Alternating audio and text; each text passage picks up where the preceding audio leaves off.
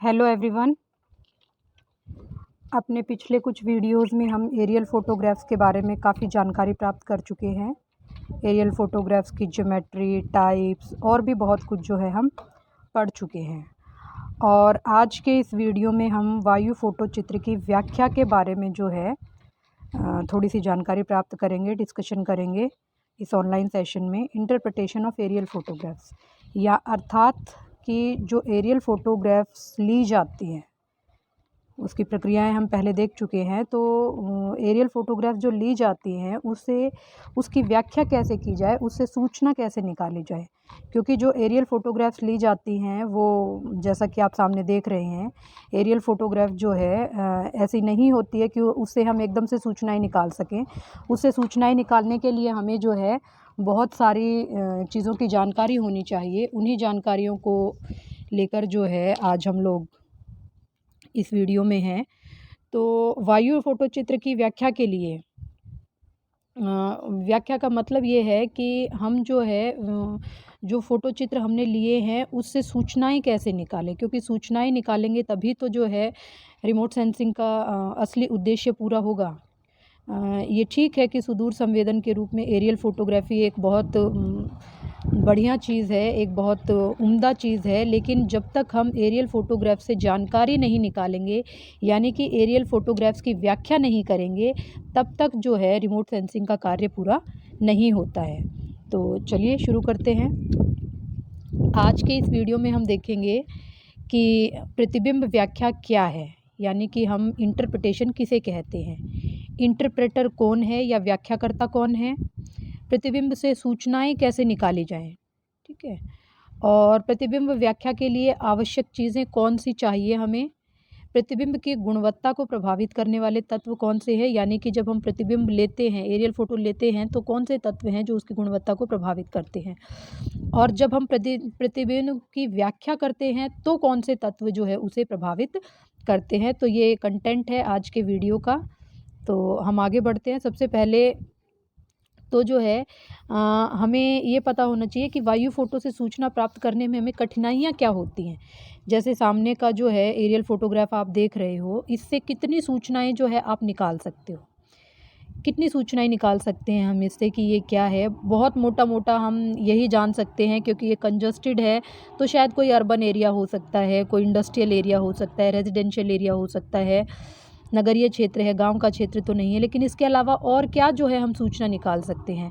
हम क्यों नहीं एरियल फ़ोटोग्राफ से सीधे सूचनाएं निकाल सकते, या क्यों है कठिन इससे सूचनाएं प्राप्त करना। क्योंकि सबसे पहले तो ये जो फ़ोटोग्राफ्स होते हैं ये ब्लैक एंड वाइट होते हैं, शाम श्वेत फ़ोटोग्राफ होते हैं, और जब रंगों का लोप हो जाता है तो आधी चीज़ें, तो आधी सूचनाएं वैसे ही गायब हो जाती हैं। अगर कलर्ड फ़ोटोग्राफ हो तो हमें ये तो पता रहे कि ग्रीन कलर है तो ये वेजिटेशन होगा, ये ब्लू कलर है तो ये जल होगा। लेकिन क्योंकि कलर्स नहीं होते हैं, ब्लैक एंड वाइट होती है, तो सूचनाएं जो है सीमित हो जाती हैं। इसके बाद दूसरा जो कारण है वो एरियल पर्सपेक्टिव है, कि ये जो फ़ोटोग्राफ्स हैं हम ऊपर से जो है लेते हैं। जैसा आप देख रहे हो कि ये टॉप से लिया हुआ फ़ोटो है, तो हमें चीज़ों के टॉप दिखाई देते हैं, जिसके हम आदी नहीं होते हैं देखने के। टॉप से चीज़ों को देखने की हमें आदत नहीं है। अगर हमारी फ़ोटो ही हमारे सिर के ऊपर खड़ी होकर ली जाएगी तो फ़ोटो कैसी लगेगी, कैसे हम उसको पहचानेंगे। तो इसी तरह जो है एरियल पर्सपेक्टिव होने के कारण भी वायु फ़ोटोग्राफ से सूचना प्राप्त करने में हमें कठिनाइयाँ होती हैं। प्रतिबिंब व्याख्या का अर्थ है कि प्रतिबिंब को देखकर उस पे विभिन्न चीज़ों को पहचानना और फिर उस क्षेत्र के बारे में शुद्ध और विश्वसनीय जानकारी प्राप्त करना। यानी कि अगर किसी क्षेत्र की एरियल फ़ोटोग्राफ हमारे पास है तो हम उसे देखें, उसमें विभिन्न चीज़ों को पहचानें, और फिर उसके बाद जो है उनको उनकी जो है उनके बारे में जो है विश्वसनीय जानकारी प्राप्त करें। वो मैप के रूप में भी हो सकती हैं या रिटन फॉर्म में भी हो सकती हैं, क्योंकि एरियल फ़ोटोग्राफ के आधार पर हम मैप्स भी बनाते हैं। तो प्रतिबिंब व्याख्या मतलब कि जो है प्रतिबिंब से सूचनाएं निकालना। बहुत सीमित शब्दों में अगर मैं कहूँ तो सूचनाओं को प्राप्त करने की जो प्रक्रिया है वही प्रतिबिंब व्याख्या है। अब प्रतिबिंब की व्याख्या करने के लिए एक व्याख्याकर्ता होना चाहिए, यानी कि एक इंटरप्रेटर हमें चाहिए। और वो व्याख्याकर्ता कोई भी व्यक्ति हो सकता है जो फोटोचित्र या इमेजरी में चीज़ों को पहचानता है और उसके बारे में जानकारी प्राप्त करता है वो कोई भी जो है व्याख्याकर्ता हो सकता है। एक कुशल व्याख्याकर्ता वो है जो लघु विवरणों को ढूंढ के अपनी योग्यता का परिचय देता है, यानी कि बहुत छोटी छोटी जानकारियाँ जो है वो इससे प्राप्त करता है। और प्रतिबिंब में कितनी सूचनाएं हमें मिलेंगी, कितनी छोटी छोटी सूचनाएं हम प्राप्त कर सकते हैं, ये वास्तव में जो व्याख्याकार है उसके ज्ञान और अनुभव पर आधारित होता है। जितना अनुभवी और जितना ज्ञानी वो होगा उतनी ही ज़्यादा सूचनाएं जो है निकाली जा सकती हैं। ठीक है। अब जो इन्फॉर्मेशन निकालने का जो तरीका है वो क्या है, how to extract information from image या एरियल फोटोग्राफी, यानी कि एक एरियल फोटोग्राफी से हम किस प्रकार सूचनाओं को निकालेंगे। तो इसके दो तरीके हैं। सबसे पहला तो विजुअल इमेज इंटरप्रिटेशन है, यानी कि हम जो है आँखों से देखकर उसके बारे में सूचनाएं प्राप्त करते हैं। कोई भी व्यक्ति जो है इमेज को देखकर उसमें विभिन्न प्रकार के जो है नियम अप्लाई करके चीज़ों को पहचान सकता है। दूसरा कंप्यूटर बेस्ड इमेज इंटरप्रिटेशन है, यानी कि कंप्यूटर के आधार पर, यानी कि सॉफ्ट कॉपी, जो एरियल फोटोग्राफ्स की सॉफ्ट कॉपी होती हैं, इमेज की सॉफ्ट कॉपी होती है, वो कंप्यूटर में जो है डाली जाती है और उस पर विभिन्न प्रकार के जो है एल्गोरिदम लगाए जाते हैं, फिर विभिन्न प्रकार की सूचनाएं जो है उससे निकाली जाती हैं। लेकिन वो एल्गोरिथम लगाने के लिए, वो ट्रेनिंग साइट्स देने के लिए भी एक ह्यूमन बीइंग ज़रूरी है।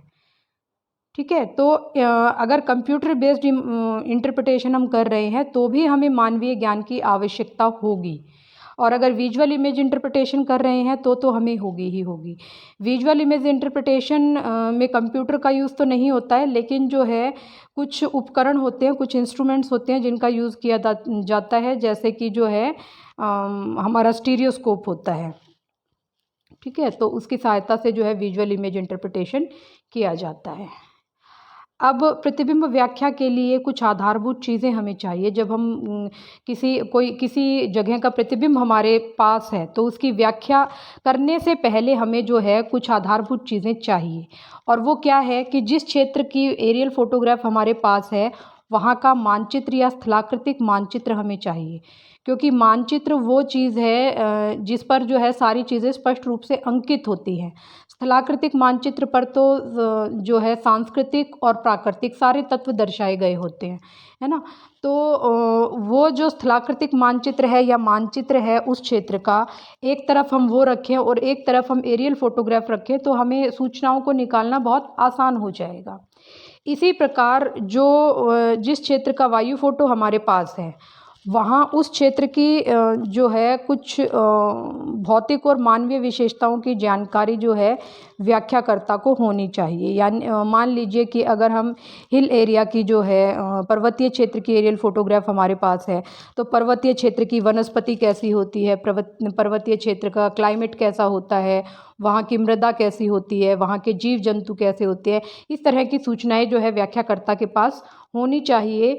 वहाँ की भौतिक जो विभिन्न प्रकार की स्थलाकृतियाँ हैं वो कैसी होती है, सारी सूचनाएं अगर होंगी तो जो है इमेज की व्याख्या करना काफ़ी आसान हो जाएगा।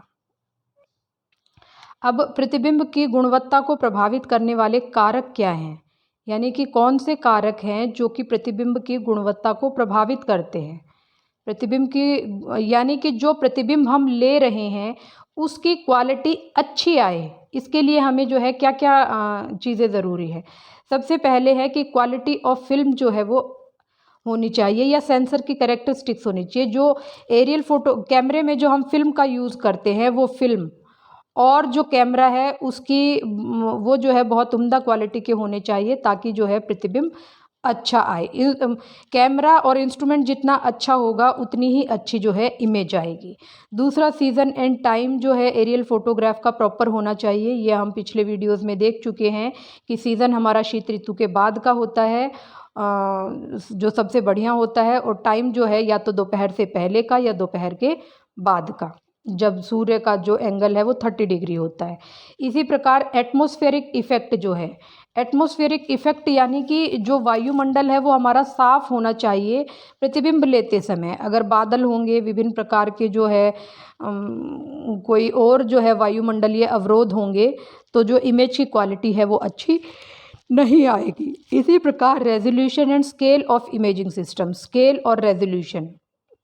स्केल का मतलब ये है कि जो हमारी इमेज है वो इतनी ऊंचाई से ली जानी चाहिए कि उस पे चीज़ें स्पष्ट रूप से हमें दिखाई दे। और रेजोल्यूशन का मतलब ये है कि हमें चीज़ें स्पष्ट रूप से अलग अलग दिखनी चाहिए। ठीक है, तो जब रेजोल्यूशन अच्छा होगा और स्केल अच्छा होगा तो प्रतिबिंब जो है वो अच्छा होगा। इसी प्रकार इमेज का मोशन जो है होना चाहिए। जब हम इमेज लेते हैं तो जो एरोप्लेन की स्पीड है वो ऐसी होनी चाहिए कि उसका मोशन इतना होना चाहिए कि प्रॉपर जो है हर एरिया जो है वहाँ पर कवर होना चाहिए। इसी प्रकार स्टीरियोस्कोपिक पैरेलक्स जो है वो होना चाहिए। स्टीरियोस्कोपिक पैरेलक्स का मतलब ये है कि हम जो है स्टीरियोस्कोप का जो है यूज़ करते हैं। ये जो डायग्राम है ये आप देख रहे हो, साइड में जो फोटोग्राफ है इसमें आप ये देखेंगे, ये ऊपर जो स्टैंड पे खड़ा हुआ है ये हमारा क्या है, ये स्टीरियोस्कोप है।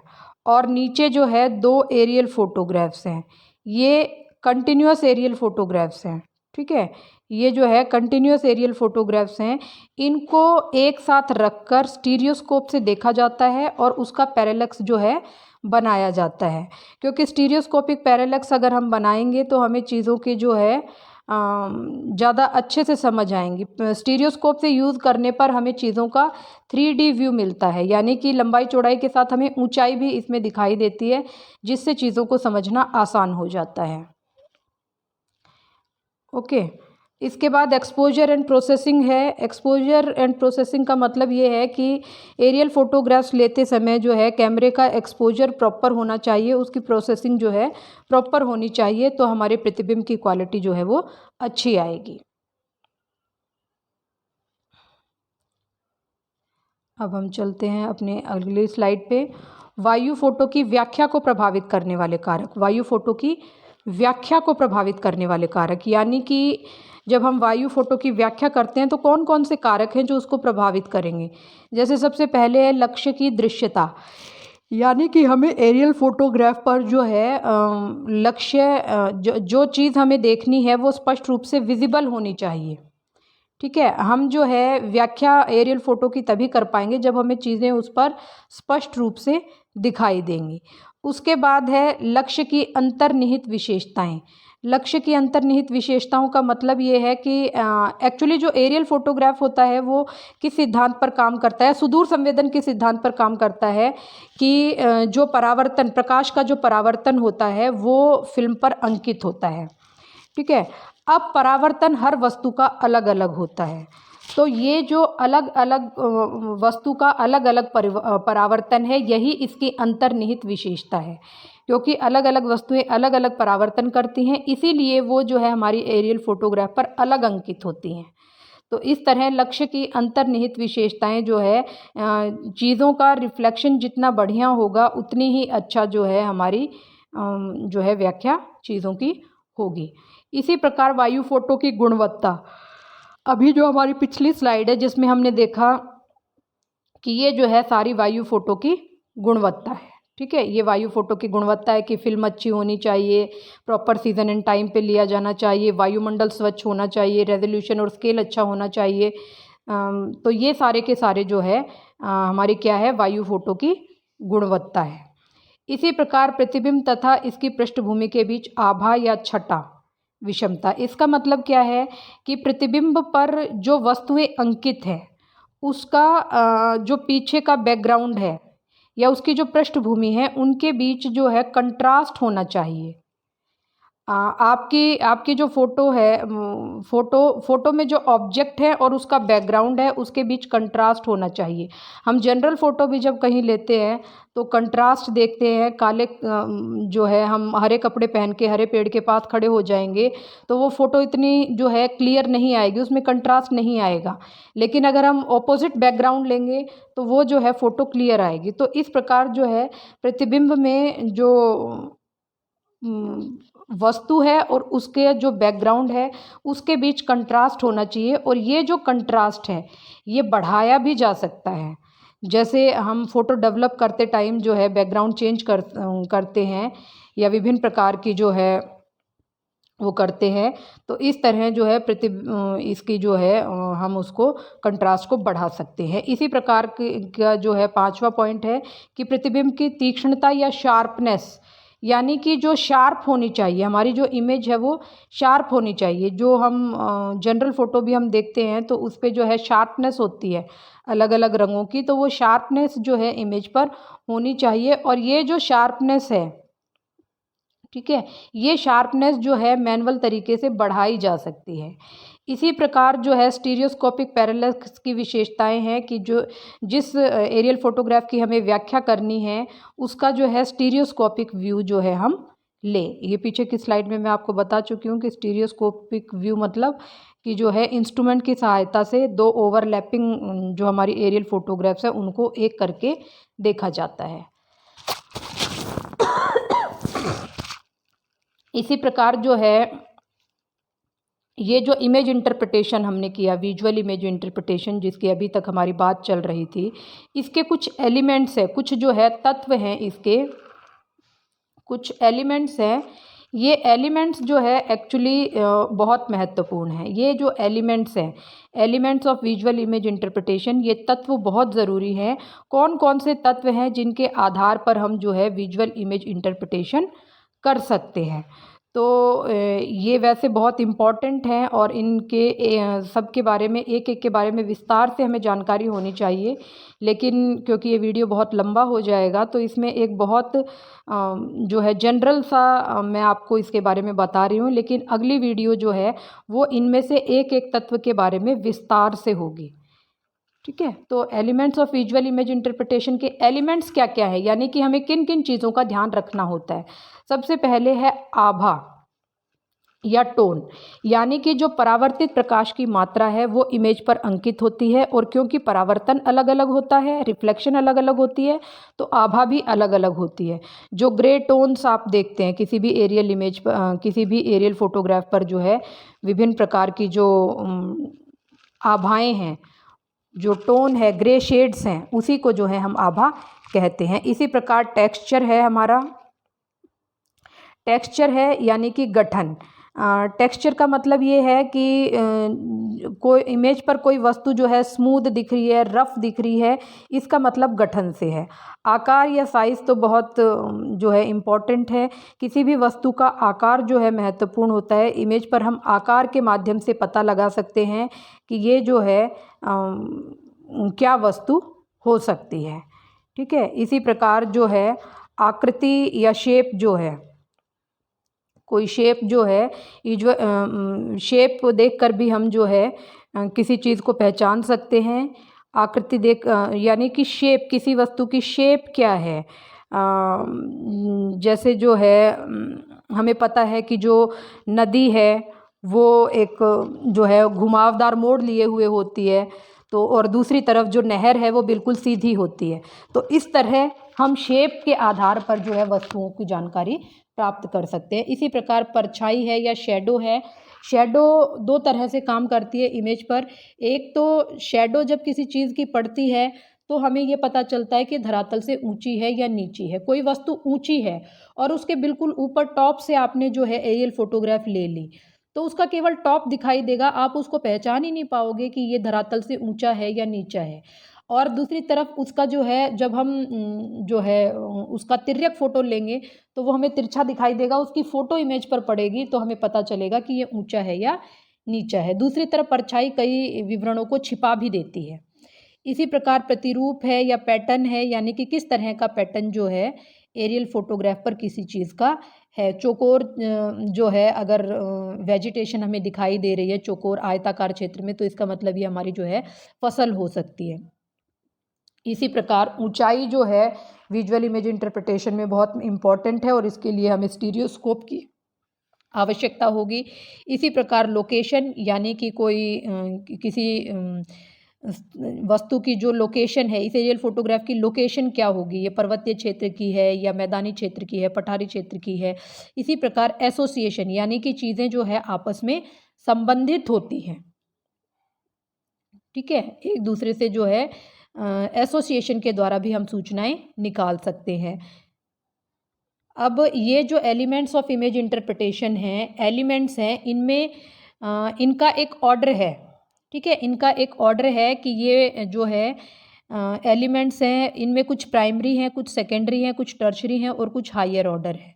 सबसे ज़रूरी जो एलिमेंट है इमेज इंटरप्रिटेशन का वो हमारी टोन है, ठीक है, या आभा है। उसके बाद शेप, साइज़ और टेक्सचर है। इसके बाद पैटर्न, हाइट और शेडो है। और इसके बाद साइट और एसोसिएशन है, ठीक है। तो ये एलिमेंट्स ऑफ इमेज इंटरप्रिटेशन है। इन एलिमेंट्स पे जितनी ज़्यादा पकड़ एक व्याख्याकर्ता कर लेगा उतनी ही ज़्यादा जो है उसको इमेज से सूचनाएं मिल पाएंगी। इस वीडियो को अंत तक देखने के लिए आप लोगों का बहुत बहुत धन्यवाद और मिलते हैं अगले वीडियो में, जिसमें हम एलिमेंट्स ऑफ इमेज इंटरप्रिटेशन में से एक एक को विस्तार से पढ़ेंगे, क्योंकि ये जो है बहुत ज़रूरी है और एग्ज़ाम में भी जो है इतना इम्पोर्टेंट टॉपिक है ये कि इस पर पूरा एक क्वेश्चन जो है आता है। तो तब तक जो है आप इसकी तैयारी कीजिए। मिलते हैं नेक्स्ट वीडियो में। Till then, bye.